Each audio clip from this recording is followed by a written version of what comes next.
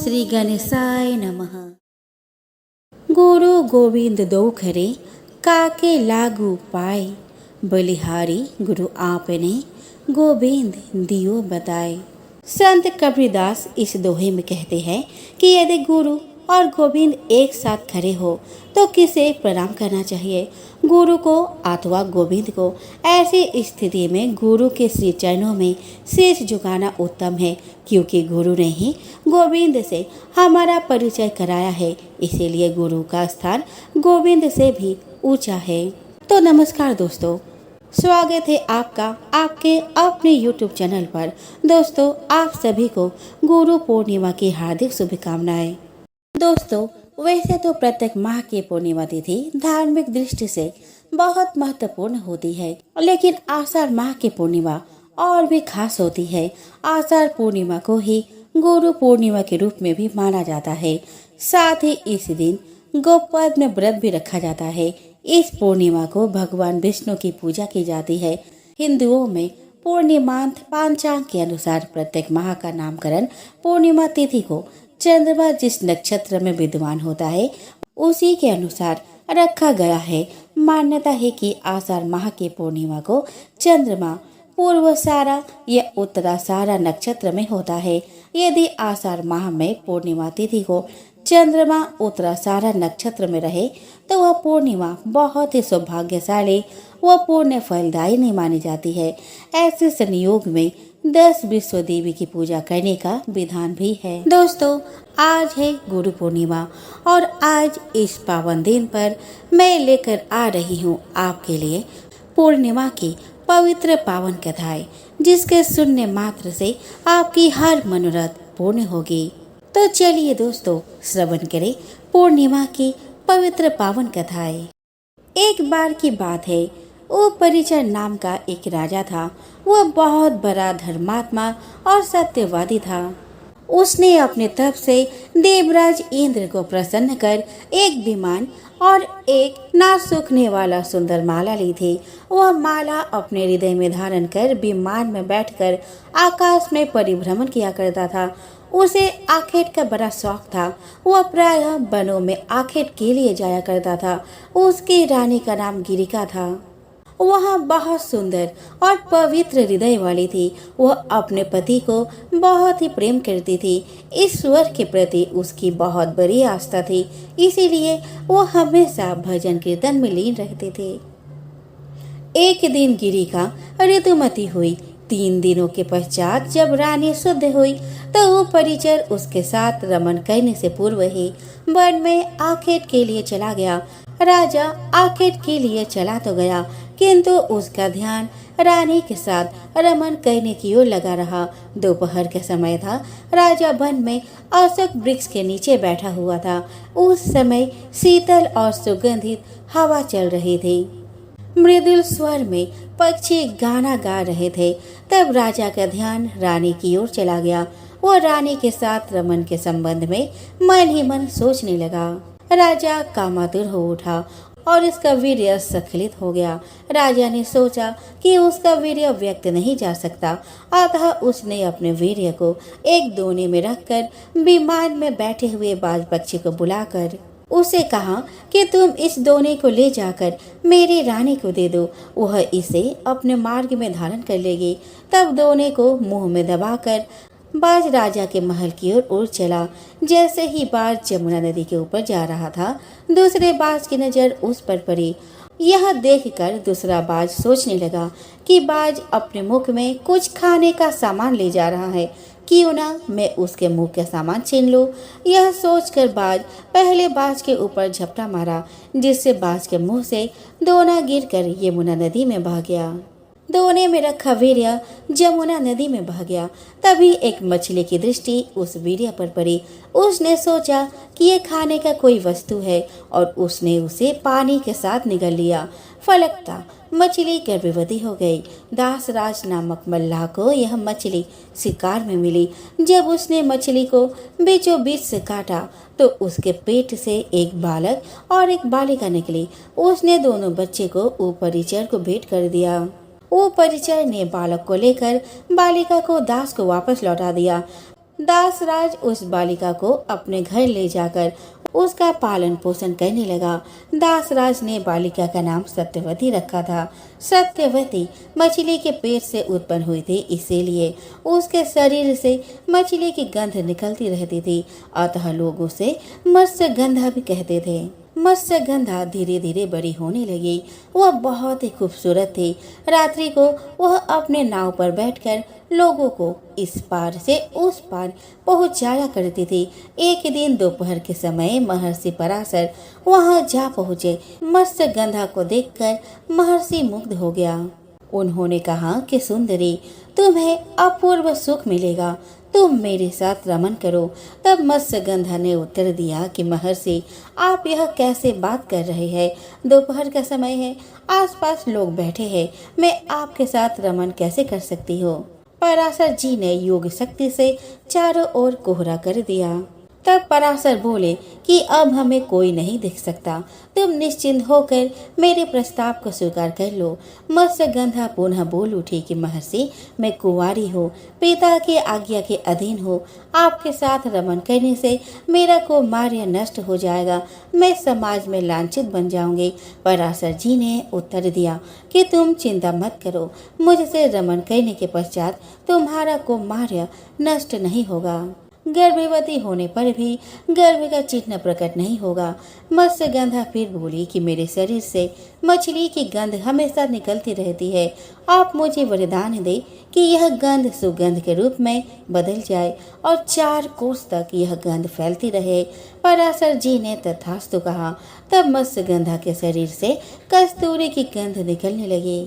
यह सुगंध चारों कोस को सुगंधित कर रही थी, अतः अब वह योजन गंधा भी कही जाने लगी। पराशर जी ने मत्स्यगंधा के साथ रमन किया, जिसके फलस्वरूप मत्स्यगंधा गर्भवती हुई। यमुना के द्वीप में एक बालक ने उनके गर्भ से जन्म लिया।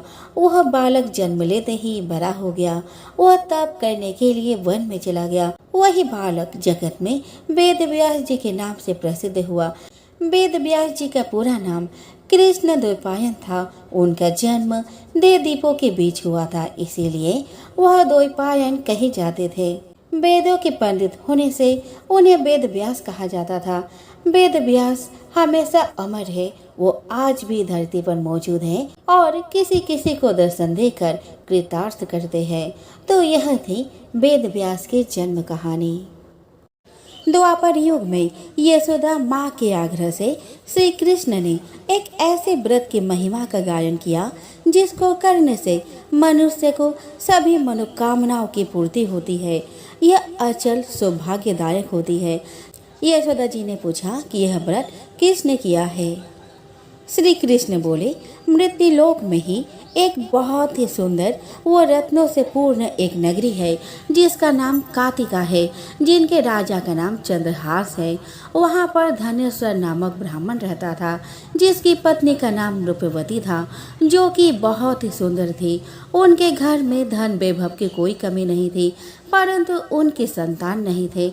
इसके कारण सब कुछ होते हुए भी वे सुखी नहीं थे। एक बार योगी उनके नगर में आया, जो कि उस ब्राह्मण के घर को छोड़कर अन्य घरों से भिक्षा लेकर भोजन करता था। एक दिन रूपवती व धनेश्वर ने उन्हें भिक्षा दी, पर उन्होंने नहीं ली। वह किसी अन्य ब्राह्मण से भिक्षा लेकर वह गंगा के किनारे बैठकर खा रहे थे। अपनी भिक्षा का अपमान से निराश होकर उसने उस योगी से पूछा कि वह सभी के घर से भिक्षा लेते हैं, पर उनके घर से क्यों नहीं? योगी ने कहा, निसंतान व्यक्ति के घर से प्राप्त भीख पतितों के बराबर होती है। जो ऐसा अन्न खाता है वह खुद भी पतित हो जाता है, इसीलिए वह ऐसे घर से भिक्षा नहीं लेता। यह सुनकर धनेश्वर दुख के मारे योगी के चरणों में गिर गया और कहने लगा कि हे महात्मा, मुझे कृपया करके पुत्र प्राप्ति के लिए कोई उपाय बताएं। मेरे घर में सब कुछ है, किसी चीज की कमी नहीं है, बस संतान न होने का गम मुझे बहुत परेशान करता है। उसकी इतनी दीन हालत देखकर योगी ने कहा कि उन्हें चंडी माँ की आराधना करनी चाहिए वह घर आया और अपने पत्नी से उसने पूरी बात बताई और वह वन की तरफ चला गया। वहां जाकर उसने चंडी की आराधना प्रारंभ की। उसकी आराधना करते देख माता चंडी ने 16वें दिन उसे सपनों में दर्शन दिए और कहा कि तुम्हारे यहाँ पुत्र तो होगा, लेकिन 16 वर्ष की आयु में ही उसका निधन हो जाएगा। यदि वह दोनों स्त्री और पुरुष मिलकर 32 पूर्णमासियों का व्रत करे और उसका विधि पूर्वक पालन करे तो उसकी आयु दीर्घ हो सकती है। सवेरा होने पर इस स्थान के पास में आम का एक पेड़ दिखाई देगा। उस पेड़ पर चढ़कर फलों को तोड़ना और अपने घर ले जाना, इसे अपने पत्नी को देना और उसे सारी बात बताना। वह उससे कहना कि ऋतु स्नान करने के बाद श्री शिव शंकर का ध्यान धरकर उस फल को खा लेना। वह भगवान की कृपा से जल्द ही एक सुंदर पुत्र को जन्म देगी। सुबह जैसे ही वह ब्राह्मण जागा, उसने देखा कि पास में ही एक आम का वृक्ष लगा हुआ था और उस पर एक सुंदर आम का फल भी था। उसने मुश्किलों से उस आम को तोड़ा और घर आकर अपने स्त्री को दे दिया। अपने पति के कहे अनुसार उस स्त्री ने आम फल को खा लिया, जिसके फलस्वरूप उसने जल्द ही गर्भधारण किया। देवी की कृपा से एक अत्यंत सुंदर पुत्र ने जन्म लिया, जिसका नाम देवीदास रखा गया। 16 वर्ष के होते ही उसके माता पिता को चिंता सताने लगी कि कहीं इस वर्ष उसकी मृत्यु न हो जाए, और यदि ऐसा उनके आंखों के सामने हुआ तो वह कैसे सहन कर पाएंगे। यह सोचकर उन्होंने निर्णय लिया कि देवीदास को वे उसे विद्या प्राप्ति के लिए काशी भेजेंगे। उन्होंने देवीदास के मामा को बुलाया और कहा, हम चाहते हैं कि देवीदास काशी में 1 वर्ष के लिए जाकर विद्या अर्जन करे। तुम उसके साथ जाओ, वह 1 वर्ष बाद उसे वापस ले आना, परंतु इस बीच उसे कभी कहीं अकेला न छोड़ना। उन्होंने सारा प्रबंध किया और देवीदास को उसके मामा के साथ काशी भेज दिया, लेकिन उसके मामा को यह बात नहीं बताई। इधर देवीदास के माता पिता माता चंडी के आज्ञा अनुसार 32 पूर्णमासियों के व्रत को पूरा करने लगे। कुछ समय बाद जब दोनों मामा भांजा एक रात्रि में विचरण करते हुए थक गए तो उन्होंने गांव में ही रुकने का तय किया। वहां पर एक ब्राह्मण की बेटी का विवाह होने वाला था, परंतु देवीदास के सौंदर्य को देखकर लड़की देवीदास से विवाह के लिए कहती है, जिसे सुन देवीदास अपने आयु के बारे में बताता है, लेकिन लड़की ना मानी। वह उसने कहा, जो गति उसकी होगी वही मेरी होगी। इस तरह दोनों का विवाह पूर्ण हुआ। चूँकि देवीदास को विद्या प्राप्ति के लिए भेजा गया था, तो वह अपने पत्नी से विदा लेकर जाता है और कह के जाता है कि वह जल्द उन्हें अपने साथ ले जाएगा। तभी उसकी आयु को लेकर चिंतित उसके पत्नी को देवीदास ने एक पुष्प वाटिका की तरफ इशारा करते हुए कहा कि जिस दिन वह वाटिका सूख जाए, समझ जाना मेरा अंत हो गया है। वही जिस दिन यह अति हरी भरी दिखने लगे तो समझ जाना मेरा जीवन पर आए संकट के बादल हट गए हैं। इसके बाद श्री कृष्ण कहते हैं कि देवीदास इतना कह काशी के लिए रवाना हो गया। कुछ समय बीतने के बाद जैसे ही उसके जीवन का अंतिम क्षण निकट आया, काल एक सर्प का रूप धरकर उसे डसने के लिए आगे बढ़ने लगा, परंतु व्रत के प्रभाव से उसे काट नहीं पाया। इसके बाद काल खुद अपने असल रूप में आकर उसके प्राण को हरने लगा, जिससे देवीदास बेहोश होकर गिर गया। तभी माँ पार्वती शिव शंकर के साथ वहाँ पहुँची। माता पार्वती ने उसे देखा और शिव शंकर से प्रार्थना करी कि इसकी माता ने पहले ही इसके दीर्घायु होने के लिए 32 पूर्णमासियों का व्रत पूर्ण किया था और व्रत के महात्मा का नाश ना हो, इसीलिए प्रभु इसे प्राण दान दे। इसके बाद शिव जी ने उसे जीवित कर दिया। इस तरह से देवीदास फिर से जीवित व स्वस्थ हो गया। उधर उसकी पत्नी उसकी प्रतीक्षा कर रही थी। उसने पुष्प वाटिका की तरफ देखा, जो पुष्प वाटिका सूखने लगी थी। वह एकाएक हरी भरी हो उठी, जिससे उसे इस बात का यकीन हो गया कि देवीदास जीवित है। कुछ समय बाद देवीदास अपने पत्नी के पास लौटा और उसे वो अपने मामा को लेकर अपने माता पिता के पास वापस आ गया। अपने लाल को जीवित देख माता पिता बहुत खुश थे और इस तरह धनेश्वर और उसकी पत्नी ने अपने पुत्र व पुत्र वधू के आगमन पर बहुत बड़े उत्सव का आयोजन किया। तब श्री कृष्ण आगे कहते हैं कि माँ, धनेश्वर के किए गए 32 पूर्णमासियों के व्रत के फल स्वरूप उसका पुत्र दीर्घायु हुआ और जो भी व्यक्ति इस व्रत को धारण करता है उसके जन्म जन्मांतर के पापों का नाश भी हो जाता है, वह उसे मनवांछित फलों की प्राप्ति भी होती है। जब जब लोक में धर्म की हानि हुई है तब तब भगवान विष्णु ने धर्म की पुनर्स्थापना के लिए अवतार धारण किया है। भगवान विष्णु के 10 अवतारों की चर्चा विभिन्न धर्म ग्रंथों में की गई है। इन 10 अवतारों में दूसरा अवतार कूर्म अवतार माना जाता है। पद्म पुराण के ब्रह्म खंड में भगवान विष्णु के कूर्म अवतार की कथा का विस्तार से वर्णन किया गया है। कूर्म अवतार की चर्चा नरसिंह पुराण, भगवत पुराण, सतपथ ब्राह्मण, महाभारत इत्यादि में भी किया गया है। भगवान विष्णु ने क्षीर सागर में समुद्र मंथन के समय मंदार पर्वत को आधार प्रदान करने के उद्देश्य से कूर्म अवतार धारण किया था। कूर्म अवतार को कच्छप अवतार भी कहा जाता है। कूर्म अवतार की कथा इस प्रकार है कि एक बार भगवान शंकर के अंश अवतार महर्षि दुर्वासा ने इंद्र से प्रसन्न होकर पारिजात पुष्प की माला भेंट की। इस माला को इंद्र ने स्वयं धारण करने के बजाय ऐरावत को पहना दिया, जिसे ऐरावत ने जमीन पर फेंक दिया।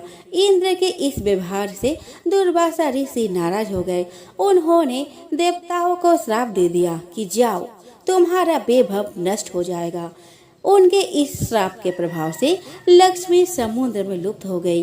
इससे दुखी होकर इंद्र सहित सभी देवता इसका समाधान प्राप्त करने के लिए भगवान विष्णु के पास गए।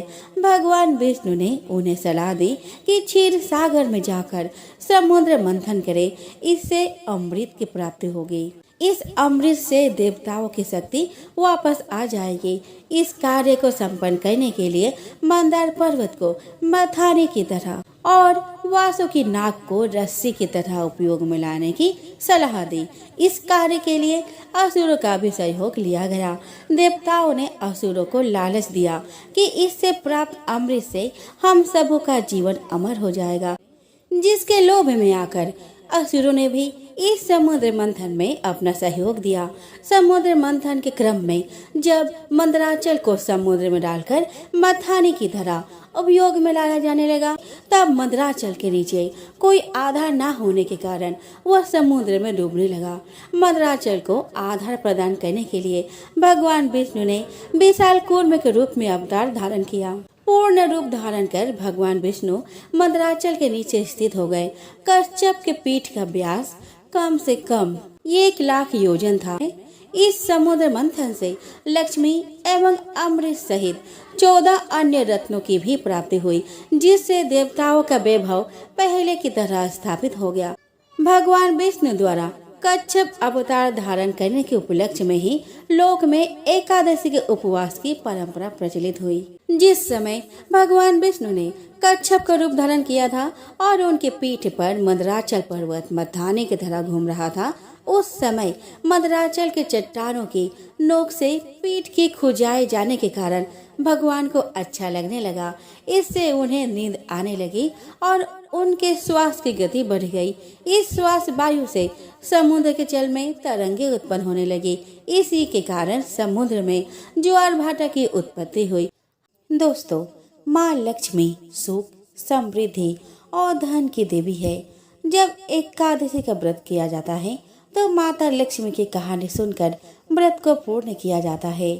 लक्ष्मी माता की कहानी सुनने से सुख, समृद्धि और धन की प्राप्ति होती है।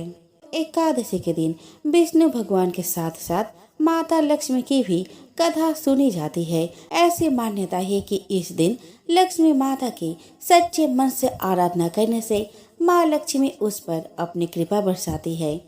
तो आइए दोस्तों, सुनते हैं लक्ष्मी माता की पावन कथा। एक गांव में एक साहूकार रहता था। साहूकार के एक बेटी थी। वह रोज पीपल सींचने जाती थी।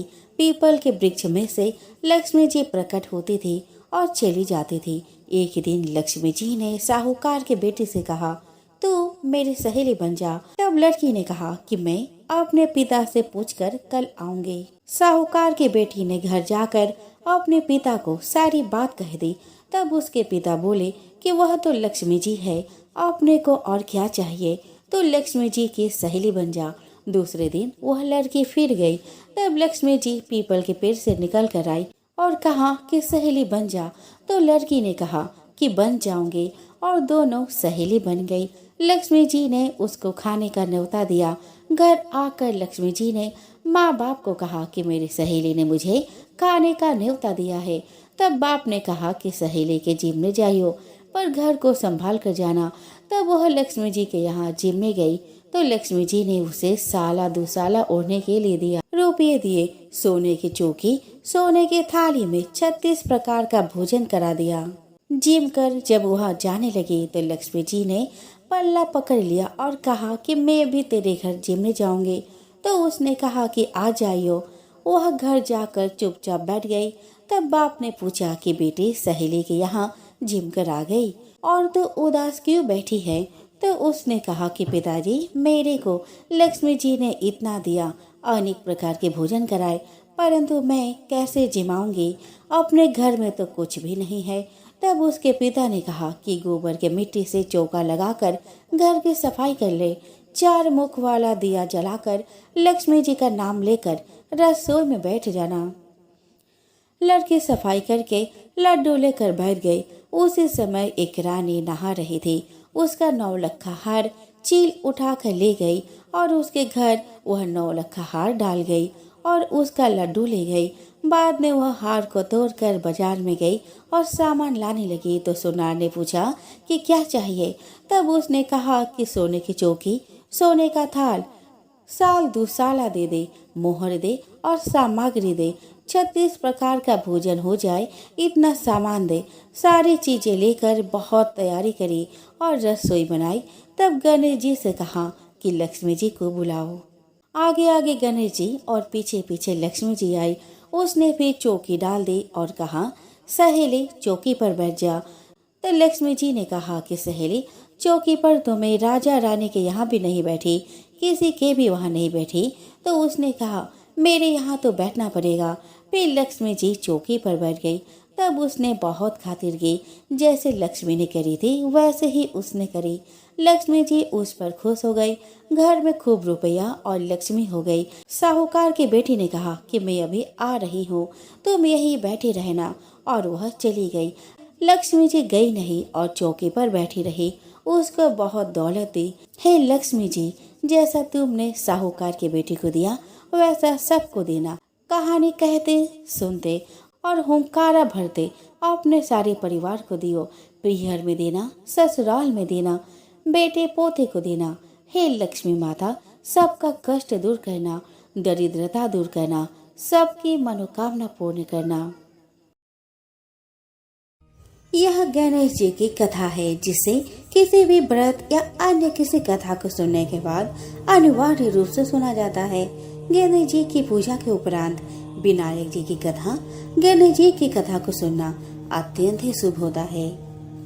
एक बार गणेश जी महाराज एक सेठ जी के खेत में से जा रहे थे तो उन्होंने 12 दाने अनाज को तोड़ दिए। फिर गणेश जी के मन में पछतावा भी हुआ कि मैंने तो सेठ जी के यहाँ चोरी कर ली। तो गणेश जी सेठ जी के 12 साल की नौकरी करने लग गए। एक दिन सेठानी राख से हाथ धोने लगी तो गणेश जी ने सेठानी का हाथ पकड़कर मिट्टी से हाथ धुला दिया। सेठानी सेठ जी से बोली, ऐसा क्या नौकर रखा है? नौकर होकर उसने मेरा हाथ पकड़ लिया। सेठ जी ने गणेश जी को बुलाकर पूछा कि तुमने सेठानी का हाथ क्यों पकड़ा? तो गणेश जी ने बोला, मैंने तो एक सीख की बात बताई है। राख से हाथ धोने पर घर की लक्ष्मी नाराज होकर घर से चली जाती है और मिट्टी से हाथ धोने से आती है। सेठ जी ने सोचा कि गणेश है तो सच्चा। थोड़े दिन बाद कुंभ का मेला आया। सेठ जी ने कहा, गणेश सेठानी को कुंभ के मेले में स्नान करा के ले आओ। सेठानी किनारे पर बैठकर नहा रही थी तो गणेश जी उनका हाथ पकड़कर आगे डुबकी लगवा लाए। घर आकर सेठानी ने सेठ से कहा कि गणेश ने तो मेरी इज्जत ही नहीं रखी और इतने सारे आदमियों के बीच मुझे घसीट कर आगे पानी में ले गए। तब सेठ जी ने गणेश जी को पूछा कि ऐसा क्यों किया। तो गणेश जी ने कहा, सेठानी किनारे बैठकर गंदे पानी से नहा रही थी तो मैं आके अच्छे पानी में डुबकी लगवा कर ले आया। इससे अगले जन्म में बहुत बड़े राजा और राजपाट मिलेगा। सेठ जी ने सोचा कि गणेश है तो सच्चा। एक दिन घर में पूजा पाठ हो रही थी, हवन हो रहा था। सेठ जी ने गणेश जी को कहा कि जाओ सेठानी को बुला कर ले आओ। गणेश सेठानी को बुलाने गया तो सेठानी काली चुनरी ओढ़कर चलने लगी। तो गणेश जी ने काली चुनरी को फाड़ दी और कहा कि लाल चुनरी ओढ़ के चढ़ो। सेठानी नाराज होकर सो गई। सेठ जी ने आकर पूछा कि क्या बात है। तो सेठानी ने बोली कि गणेश ने मेरा चुनरी फाड़ दी। सेठ जी ने गणेश को बुलाकर बहुत डांटा और कहा, तुम बहुत बदमाशी करते हो।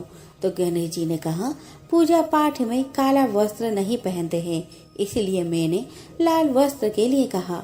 काला वस्त्र पहनने से कोई भी शुभ काम सफल नहीं होता। फिर सेठ जी ने सोचा कि गणेश है तो समझदार। एक दिन सेठ जी पूजा करने लगी तो पंडित जी ने बोला कि वो गणेश जी की मूर्ति लाना भूल गया। अब क्या करे।